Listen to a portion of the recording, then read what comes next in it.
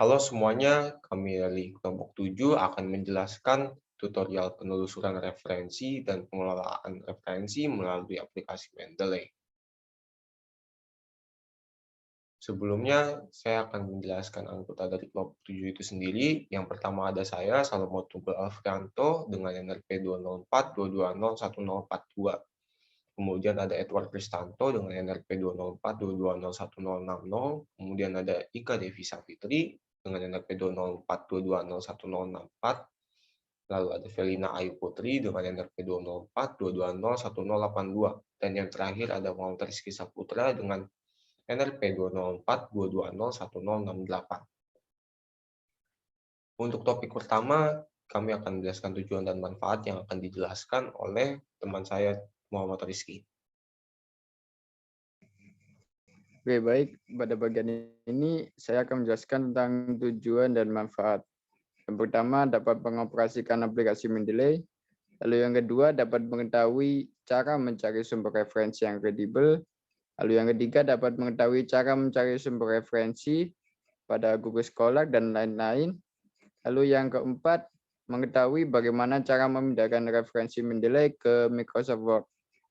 Lalu selanjutnya akan dijelaskan oleh Mbak Ika. Baik, untuk selanjutnya akan dijelaskan oleh saya, Ika Devi. Sebelumnya, apa itu kredibel? Dapat dijelaskan dengan 3D. Yang pertama, dapat dibuktikan. Kedua, dapat dipertanggungjawabkan. Dan ketiga, dapat ditemukan. Dibuktikan yang dimaksud ialah jurnal dapat diakses di lewat platform penerbit jurnal internasional maupun nasional. Dipertanggungjawabkan yang dimaksud ialah jurnal diterbitkan oleh lembaga resmi sehingga dapat dipercaya. Ditemukan yang dimaksud ialah adanya nomor identitas dan jurnal dapat dicari terus-menerus tanpa adanya batasan waktu. Baik, untuk selanjutnya akan dijelaskan oleh teman saya, Salomo. Baik, saya sekarang akan menjelaskan bagaimana cara penelusuran referensi yang kredibel menggunakan Google Scholar. Pertama-tama, kita akan buka terlebih dahulu Google Scholar-nya.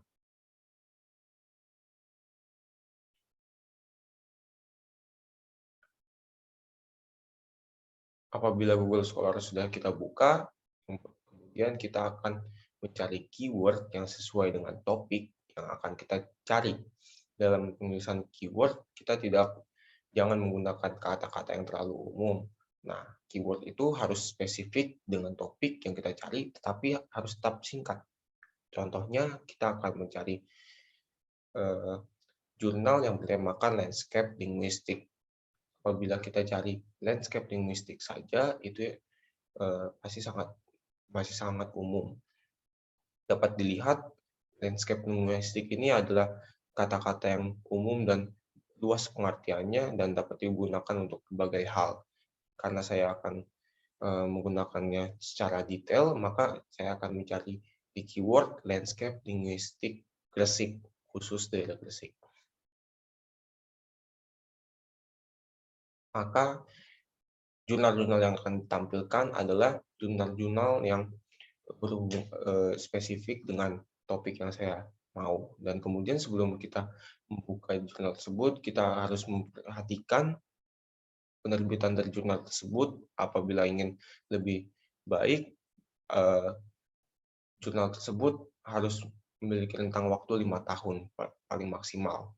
Nah, kemudian saya akan memilih jurnal yang berdasar dari Universitas Airlangga. Di sini terlihat bahwa jurnal tersebut sudah memiliki DOI dan ISSN sebagai syarat untuk suatu jurnal disebut sebagai referensi yang kredibel. Kemudian kita akan mencari penerbit dan indikasi bahwa jurnal ini sudah terindeks. Dapat dilihat dari halaman terbawah dari website tersebut, sudah terlihat pengindeks dari jurnal ini. Yang pertama ada Google Scholar, kemudian ada indeks Copernicus dan Dimension dan lain-lain. Dan penerbit dari jurnal ini sudah jelas bahwa jurnal ini diterbitkan oleh Universitas Airlangga. Sekian untuk penjelasan bagaimana menelusuri referensi yang kredibel. Selanjutnya akan dilanjutkan oleh teman saya, Velin, untuk menjelaskan materi selanjutnya.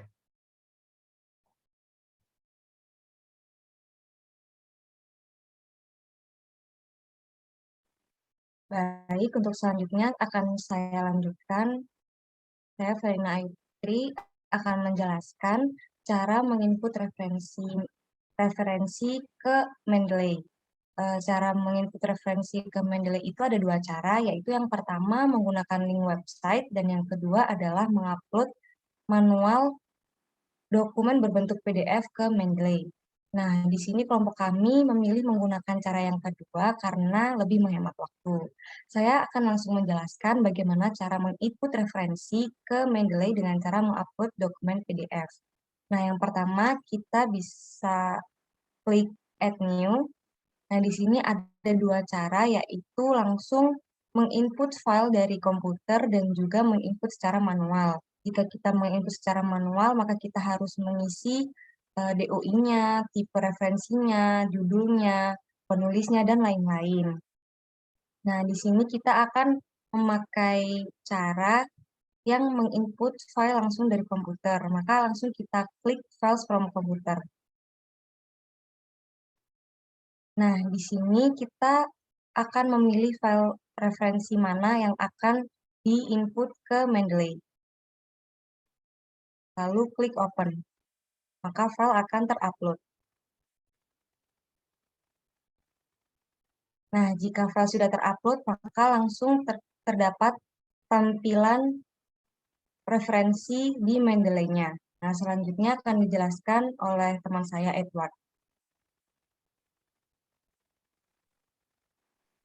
Baik, berikutnya saya akan memperagakan bagaimana cara melakukan perpindahan referensi yang telah dibuat di Mendeley untuk dipindahkan ke Word. Untuk melakukan hal tersebut ada dua cara. Yang pertama yaitu menggunakan plugin Mendeley di Word, yaitu Mendeley Child. Itu bisa diinstal dengan klik menu yang ada di Mendeley, yaitu menu Tools, lalu install Mendeley Child for Microsoft Word. Jika proses itu telah dilakukan, di Word akan otomatis muncul Mendeley Child. Nah, cara yang pertama ini yaitu dengan cara menambahkan citasinya terlebih dahulu dengan cara klik menu referensi, lalu Mendeley Child, lalu pilih referensi yang akan ditampilkan di dokumen kita, centang, lalu insert satu citasi. Nah, maka citasi akan otomatis tertampil di halaman yang kita inginkan. Lalu jika ingin menampilkan daftar pustakanya, yaitu dengan cara melakukan klik More, lalu insert bibliografi, lalu klik Continue.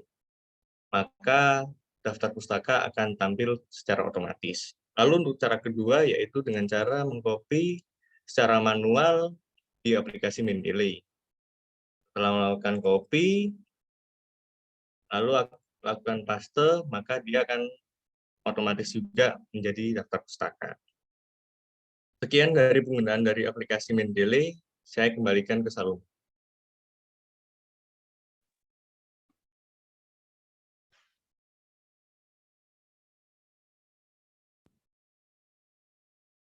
Oke, baik. Berikut penjelasan mengenai tutorial untuk referensi yang baik dan benar, dan berikut adalah referensi yang kami gunakan untuk dalam mendukung pembuatan video tutorial ini. Sekian dari kami dalam penjelasan tutorial ini. Kurang lebihnya kami memohon maaf atas kesalahan yang kami lakukan apabila ada yang kurang berkenan pada pembuatan video ini. Sekian, terima kasih.